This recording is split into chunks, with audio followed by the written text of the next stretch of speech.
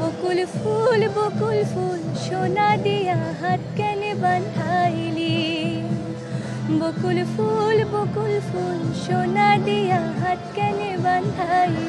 আজকে বর্ষবরণের দিন, আপনাকে একদম বাঙালি লুকে দেখে নিশ্চয়ই দর্শকের অনেক বেশি ভালো লাগে। হয়তো একটু পরেই তো মঞ্চে উঠবেন, তো এই মুহূর্তটা আসলে কেমন এনজয় করছেন, কেমন লাগছে? খুবই ভালো লাগছে।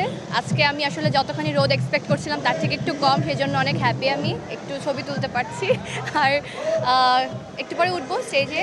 এক্সাইটেড, অনেক মানুষ অলরেডি জড়ো হয়েছে, ভালো লাগছে দেখে। আমরা তো এই মুহূর্তে লাইভে আছি, দর্শক আপনার কথা শুনছে, আপনার কণ্ঠে দু লাইন গানও শুনতে চায় দর্শক। এইখানে তো গান হচ্ছে অনেক জোরে। কোনো সমস্যা নেই, আমাদের দর্শক আপনাকে যে কোনো পরিস্থিতিতে আপনার গান শুনতে পছন্দ করে। ওকে। বকুল ফুল সোনা দিয়া হাত কেনে বান্ধাইলি। বকুল ফুল সোনা দিয়া হাত কেনে বান্ধাইলি। আর গাইতে চাচ্ছি না। অসংখ্য ধন্যবাদ, আমরা একটু পরেই মঞ্চে আপনার গান শুনবো। তবে আপনার কাছে একটু বৈশাখ নিয়ে জানতে চাই, যে বৈশাখ এলেই যে বাঙালিয়ানা বা বাঙালিদের যে এক বিশেষ উন্মাদনা থাকে, তো বৈশাখটাকে আসলে আপনি কিভাবে দেখেন? আপনার কাছে বৈশাখটা কিভাবে আসে?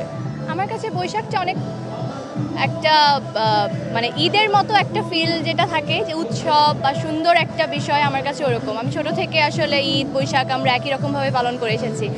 তো বৈশাখ আমার কাছে অনেক বড় কিছু যদি বলি।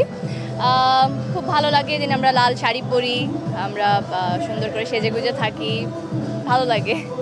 আচ্ছা, যেহেতু আজ নববর্ষ, বাংলা বছরের প্রথম দিন, আপনার ভালোবাসার দর্শকরা তো আছে, তাদের জন্য কি বলতে চান?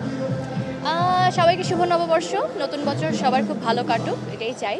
সবাই সুন্দর থাকুক, ভালো থাকুক, সুস্থ থাকুক। আপনাকেও আবারও নববর্ষের অনেক অনেক শুভেচ্ছা। Thank you. নববর্ষ।